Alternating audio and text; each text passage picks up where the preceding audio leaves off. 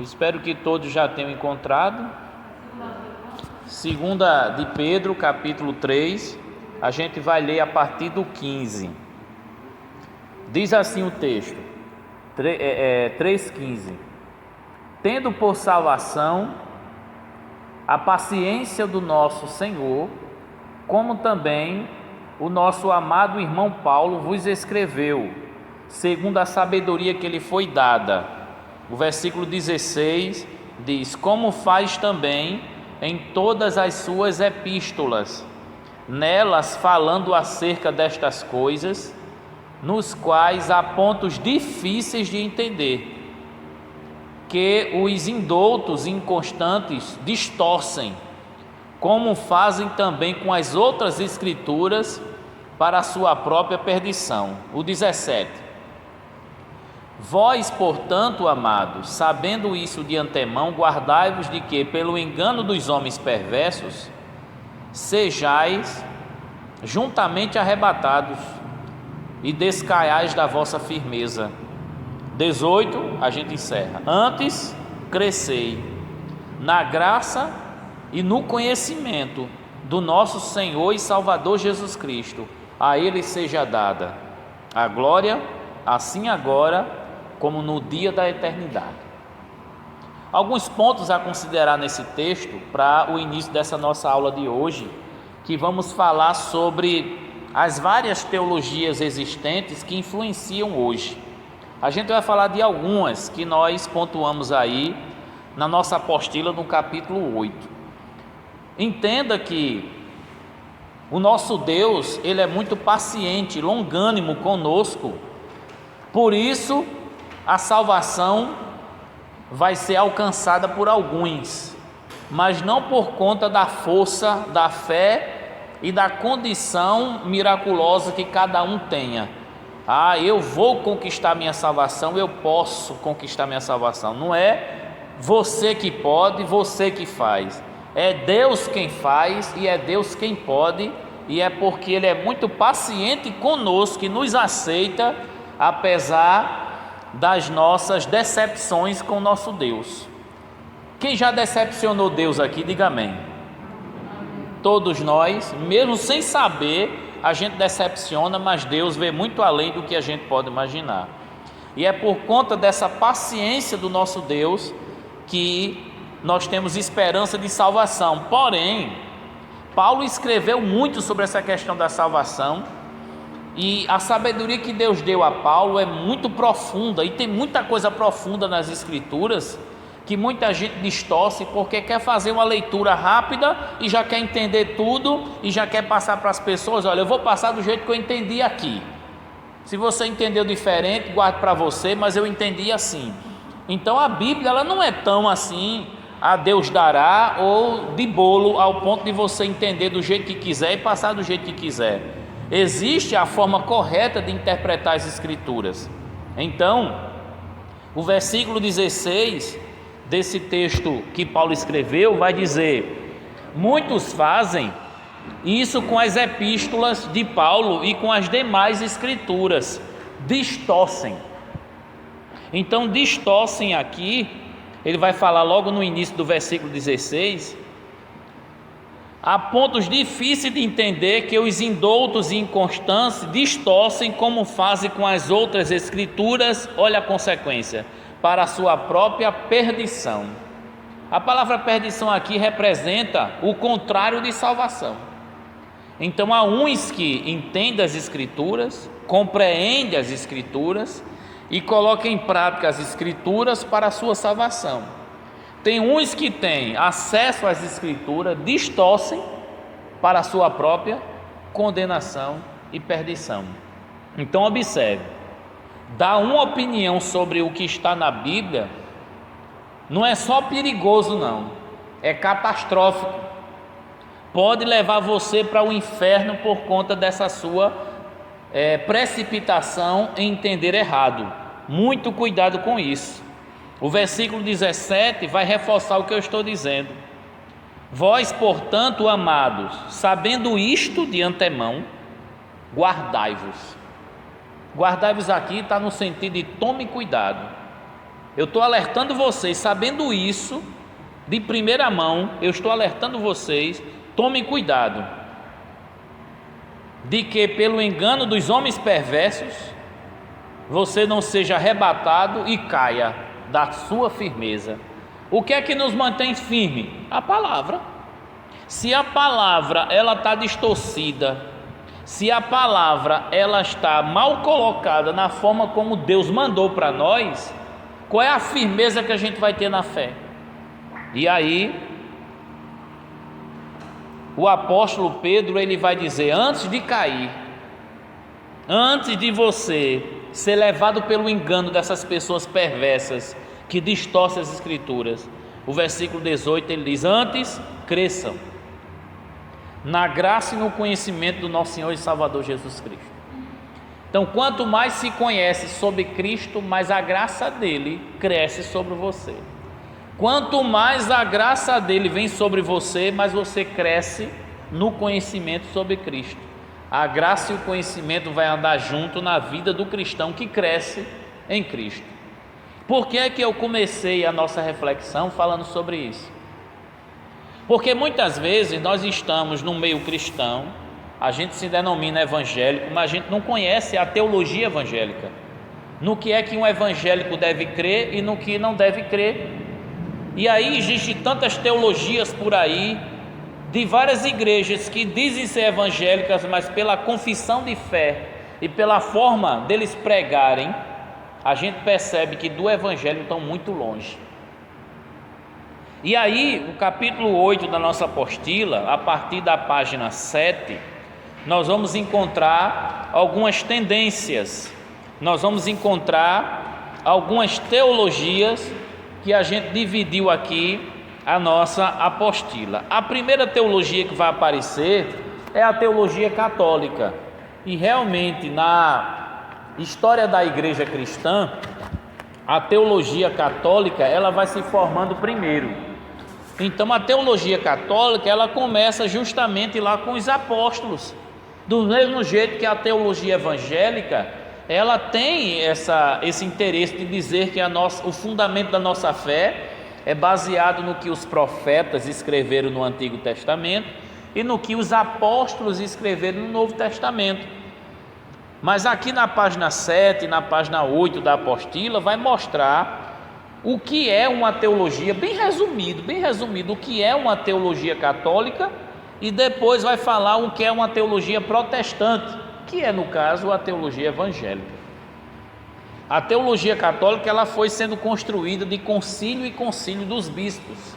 Eles se reuniam e definiam o que é que eles deveriam acreditar ou não. Tantos concílios que aconteceram e tantas pessoas que influenciaram a teologia católica ao ponto de ideias políticas e ideias pagãs, de religiões e pessoas profanas colocaram conceitos dentro da teologia católica que predomina até hoje. O escândalo que fez a Igreja Católica derramar muito sangue no período da Idade Média. Muita gente morreu, muitas pessoas morreram porque não concordavam com o que a Igreja Católica estava fazendo, mas por causa da doutrina, da teologia deles, que não poderiam voltar atrás com o que eles pregavam, essas pessoas tinham que morrer.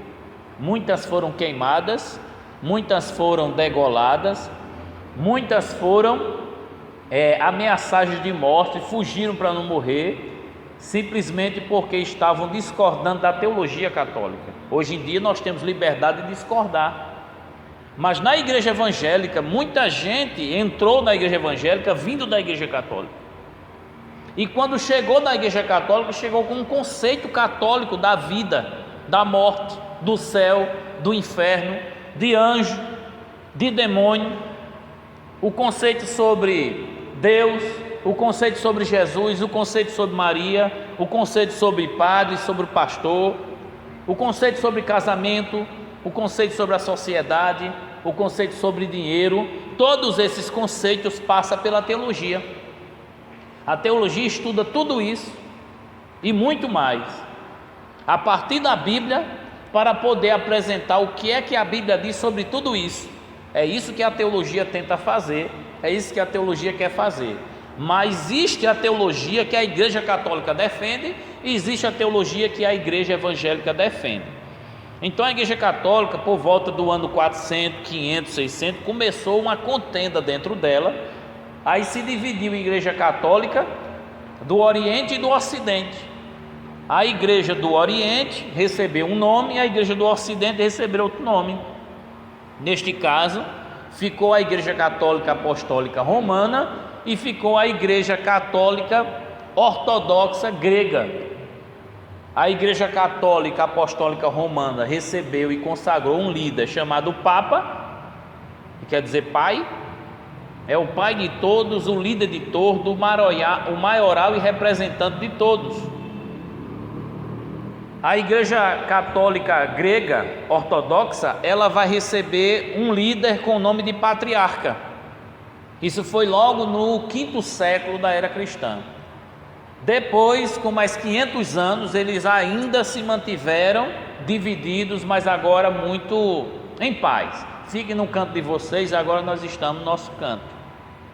Então, 1000 anos de história da igreja, a Igreja Católica, ela já está dividida, mas porém conformada com a divisão. Não ameaça mais ninguém, ninguém morre, ninguém mata.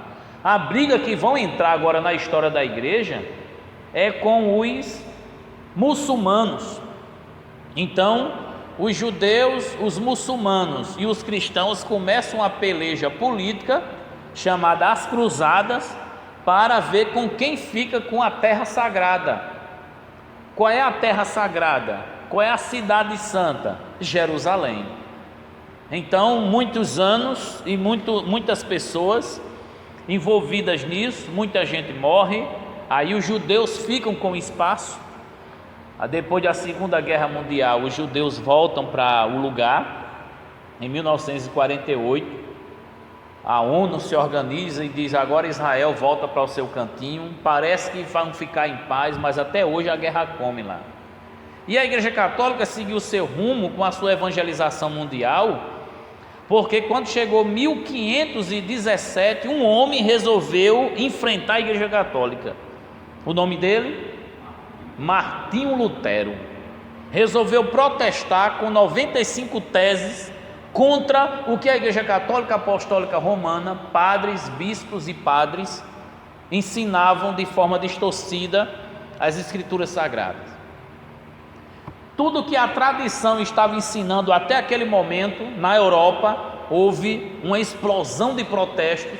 Por isso que esses que discordavam da Igreja Católica foram chamados de protestantes, porque protestavam, não concordavam, queriam correção, queriam que a igreja se voltasse para Deus e não para a riqueza, se voltasse para Deus e não para a política, se voltasse para Deus e não para o paganismo, se voltasse para as Escrituras. Martinho Lutero, na Alemanha, foi um revolucionário, mas teve outros, como aqui na apostila, a gente vai ver na página 8, quando trata da reforma protestante, ou a teologia protestante. Lutero, Calvino, Zwinglio e Melanchthon foram os principais, mas muitos outros, como John Rose, Savonarola, John Wycliffe, tantos outros que levantaram a bandeira da verdade e arriscaram suas vidas. Muitos morreram, foram assassinados, porque foram contra a Igreja Católica. E o que é a teologia católica? A teologia católica é aquilo defendido pela tradição. O que é a tradição? É aquilo que está na revelação das Escrituras e aquilo que está no ensinamento oral e ensinado através da história e registrado pela Igreja Católica. Então eles acreditam na Bíblia e têm uma interpretação particular de textos da Bíblia, e eles acreditam também na tradição. Então existe o que a Bíblia diz sobre o céu e existe o que a tradição diz. Existe o que a Bíblia diz sobre Maria e existe o que a tradição diz. Existe o que a Bíblia diz sobre os evangelistas e líderes da igreja, existe o que a tradição diz sobre os padres e missionários da igreja. Existe o que a Bíblia diz sobre céu, sobre salvação, existe o que a tradição diz. E quando a tradição entra em choque com a Escritura, a Igreja Católica resolve dar um jeitinho para poder ficar com os dois. É essa a ideia que fica muito mal visto na Igreja Católica. E aí o que é que a gente tenta destacar na nossa apostila aqui, nesse parágrafo na página 8, na parte superior? Os métodos usados, os tópicos estudados e as suas disciplinas são semelhantes às outras escrituras ou teologia das principais confissões cristãs. Então eles estudam o que a gente estuda, mas interpreta diferente de como a gente interpreta. Algo que tem muito a ver com a sua base comum, mas a sua interpretação das verdades reveladas e posterior definida da doutrina apresentadas, diferenças em relação às outras correntes cristãs, nomeadamente na questão da veneração dos santos, da Virgem Maria, da justificação, da infalibilidade e primazia do Papa e também da noção da verdadeira Igreja de Cristo. O que eles pensam sobre a veneração dos santos é diferente de nós. Nós não veneramos ninguém. Nós não apresentamos oferendas e sacrifício para ninguém que morreu.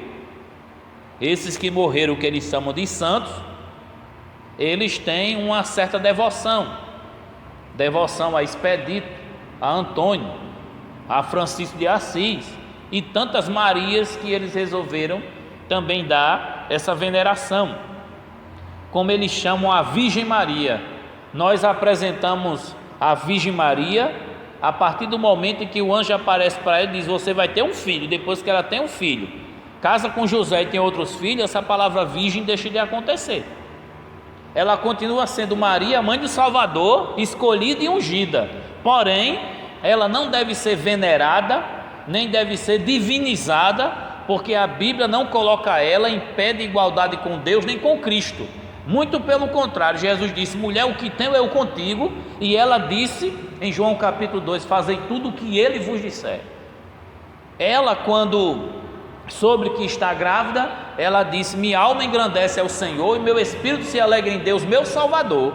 Então Deus não é o marido dela, Deus é o Salvador dela. E só tem Salvador quem é pecador. E se ela declarou Deus como Salvador dela, ela declarou e confessou que ela é pecadora e precisa disso.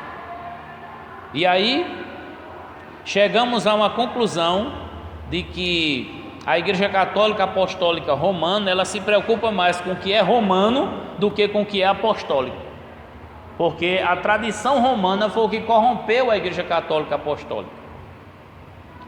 A justificação que eles defendem é diferente da nossa justificação.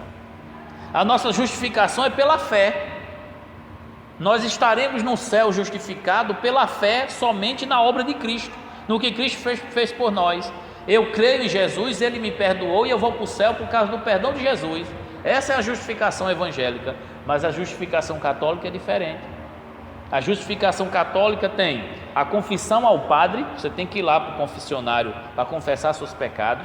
Tem o que Jesus fez na cruz, que Ele é o que perdoa. Tem o sofrimento que você sofre aqui para pagar seus pecados. Existe o sofrimento que você vai sofrer no purgatório. E ainda tem a intercessão dos santos que você precisa para poder você passar pelo que você vai passar. E por último, as suas obras. Suas obras são muito importantes para que sua salvação seja garantida. As obras de caridade vão garantir que você mereça salvação futuramente. Tanta coisa que inventaram para poder o salvo ser justificado. É por isso que um homem resolve se levantar na Alemanha no século XVI e dizer o que Romanos 1,17 diz: o justo viverá pela fé. Ele não será salvo pelas obras, ele será salvo pela graça por meio da fé, e isto não vem de nós, é dom de Deus, e não vem das obras para que ninguém se glorie. Aí Tiago vai dizer que a fé sem obra é morta, mas você vai mostrar a sua fé com as suas obras. Mas se a sua fé não estiver em Cristo, e somente em Cristo, e somente por Cristo ser salvo, você está iludido por uma religião pagã e não bíblica. A infalibilidade do Papa, a Igreja Católica defende toda a doutrina que o padre ensinar, ele é infalível, ele não erra. O Papa, ele vai errar? E muitas vezes eles erraram e ensinaram coisas distorcidas. Mas a crença tradicional da Igreja Católica é que tudo que o Papa mandar, a gente tem que obedecer. E essa obediência jurada ao Papa, todos os padres, antes de ser consagrados, eles têm que jurar na sua consagração ao santo sacerdócio, como ele costuma dizer. Alguns vão fazer confissão de pobreza, de castidade, para poder se manter padre. Se resolver casar, deixa de ser ordenado e cumprir suas funções sacerdotais. Quer ser padre, irmão? Não? Então fica aí no seu cantinho, deixe quieto. Também sobre a questão do Papa, existe a ideia tradicional de que o Papa, ele é o representante do Filho de Deus na terra. Ele é o vicarius filii Dei in terris. Em latim quer dizer o substituto do Filho de Deus na terra. E se ele é o substituto, o vigário, o substituto de Deus na terra, logo tudo o que ele mandar está vindo de Deus. E a tradição também vai dizer que o primeiro Papa na Bíblia foi Pedro, e todos os outros papas que surgirem têm a mesma autoridade que Pedro falando conosco na terra.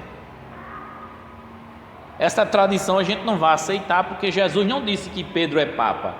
Jesus disse que Pedro é pedra. Mateus 16 vai dizer: tu és Pedro, e sobre esta pedra edificarei a minha igreja, e as portas do inferno não prevalecerão contra ela. Esse texto de Mateus 16, a Igreja Católica entende que a pedra que Jesus estava se referindo não é Jesus. A pedra que Jesus está se referindo é o próprio Pedro, porque a palavra Pedro quer dizer pedra. Mas Pedro faz uma declaração nessa mesma passagem dizendo: tu és o Cristo, o Filho de Deus vivo. Aí Jesus diz: sobre esta pedra edificarás a minha igreja. Que pedra é? A declaração e a revelação que foi dada naquele momento de que Jesus é o fundamento, Jesus é o cabeça, Jesus era aquele que havia de vir. Este é o fundamento da igreja, e não Pedro, que é o fundamento da igreja. E quando a gente lê a carta de Pedro, Pedro vai dizer que a rocha sobre a qual a igreja está edificada é Cristo, a pedra de esquina, e não Pedro, que é a pedra de esquina. E aí o último assunto que a gente colocou aqui sobre essa questão da tradição é a verdadeira igreja e a composição dos cânones da Bíblia na validade da tradição oral. Então, a igreja de Cristo quem é? É a igreja católica ou a igreja evangélica? A igreja de Cristo quem é? É a igreja protestante assembleana, ou é a igreja católica lá tradicional, ou é a igreja católica ortodoxa lá grega? Para você, como evangélico, você vai dizer assim: a igreja evangélica que é a correta. Mas tem ensinamento errado em igreja evangélica? Tem, e como tem? Existe um católico, você vai perguntar qual é a igreja verdadeira, aí ele vai dizer aquela que Jesus deixou, e a única igreja que Jesus deixou é a igreja católica apostólica romana. Mas tem erro na igreja católica apostólica romana? Tem. Então a nossa guerra aqui não vai ser defender a igreja evangélica ou defender a igreja católica, é defender a verdade, independente de qual seja a igreja que esteja pregando. Se a igreja que eu estou congregando ela estiver pregando a Bíblia de forma distorcida, ela está errada. Se o pregador que eu admiro, ele distorce as escrituras, está errado. Então, qual é o maior alvo da igreja hoje? Compreender a Escritura para ensinar como realmente ela é. Essa é a verdadeira teologia. A teologia que analisa tudo e todos a partir das Escrituras Sagradas. E aí, esse ponto onde fala cânones da Bíblia significa os livros da Bíblia. E o que é que a tradição oral da Igreja Católica dizem? Que existe 73 livros, 7 livros a mais do nosso. O nosso conjunto de livros, a Bíblia, nós temos 66. Aí nós dizemos para eles: vocês têm livro demais. E eles dizem para a gente: vocês têm livro de menos.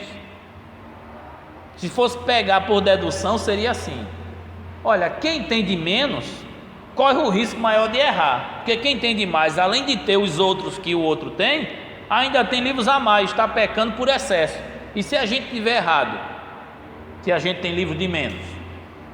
E aí é estudar a bibliologia, a formação da Bíblia, como a gente estudou há alguns meses atrás, introdução à Bíblia, como a Bíblia chegou até nós, como ela foi traduzida, como ela foi escrita e preservada até o dia de hoje. E a gente aprendeu sobre livros apócrifos, os livros que não são considerados ou não apresentam indícios de inspiração divina. Os próprios livros não reivindicam essa autoridade dizendo que vieram de Deus. Os próprios livros têm contradição e distorção nos seus ensinos. Logo, esses livros que estão acrescentados na Bíblia pela Igreja Católica Apostólica Romana, que foi alguns anos atrás, não vieram dos apóstolos nem dos pais da igreja, vieram muitos tempos depois. Logo, quem colocou na tradução para qualquer língua os livros apócrifos, colocaram com um objetivo apenas: o conhecimento histórico daquela época entre o Antigo e o Novo Testamento, que foi o período que esses livros foram escritos. Foi para fins literários, históricos e não doutrinários, porque os 66 livros inspirados é para nossa doutrina e nossa salvação. Os outros são apenas para informação. Nós encontramos o São Jerônimo no século V afirmando isso. Nós encontramos no século XI John Wycliffe. Nós encontramos no século XVI, nós encontramos o Martinho Lutero afirmando isso, porque eles colocaram esses livros na tradução que eles fizeram. Uma fez a tradução para o latim, outro fez a tradução para o inglês e outro fez para o alemão, esses que eu citei. Porém, eles não afirmavam que esses livros eram inspirados por Deus, só que tinham valor histórico, só que tinham valor literário. A Igreja Católica defende que o ensinamento da verdade estão nesses 73 livros, inclusive os apócrifos. Logo, como é que eles vão ensinar a verdade se estão pegando livros que não têm a verdade? Por isso que a Igreja Católica encontra base para que a gente possa fazer orações pelos mortos, encontra base para poder pedir a uma senhora advogada dos homens lá no céu, ou acender vela, ou fazer missa, ou qualquer um outro tipo de crença, como por exemplo o purgatório. Eles encontram nesses livros apócrifos base para isso e diz: está na Bíblia. E se você nunca ler esses livros apócrifos, você não vai saber. Vamos lembrar do nome dos livros que estão na Igreja Católica, na Bíblia Católica, que não é usada pelo evangélico, pela Igreja Evangélica. Vamos lembrar de alguns livros aí? Quem lembra? Macabeus, né? 1º e 2º, Eclesiástico, Tobias, Judite. Tem mais? Sabedoria de Salomão, né? Tem um livro de Provérbios, mas tem esse também, que é o livro de Sabedoria de Salomão.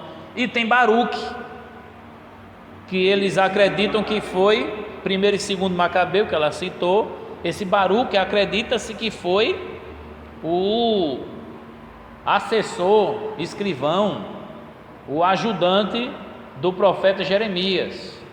Eles acreditam assim. Porém, todos esses livros, vocês vão lembrar que a gente comentou que há distorções de assuntos que nas outras partes da Bíblia afirmam uma coisa, mas nesses livros apócrifos afirmam outra.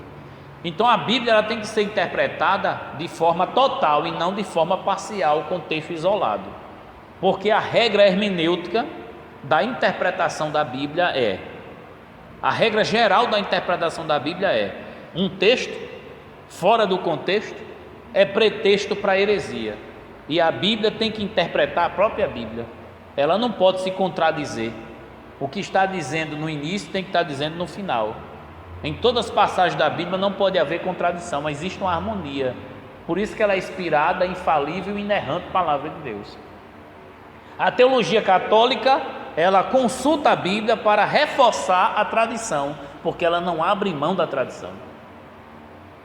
Você vai perguntar ao padre, quem tem maior valor, a tradição ou a Bíblia? Aí eles vão dizer, a tradição, ela está acima das Escrituras, porque é a partir da tradição que a gente entende as Escrituras. Então a Escritura, ela se sujeita à tradição, então eles não vão negociar.